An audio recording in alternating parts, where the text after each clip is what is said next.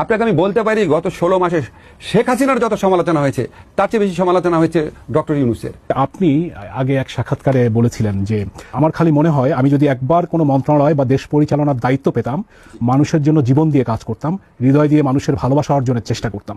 এই উপদেষ্টা থাকার 1.5 বছরে আপনি কি সেটা করতে পেরেছেন?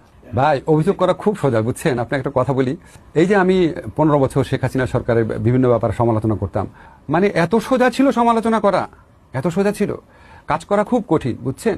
যুক্তরাষ্ট্রের সাথে যে সমস্ত চুক্তি হয়েছে ওই চুক্তিতে কোনোদিন কখনো আমাকে ডাকা হয় নাই।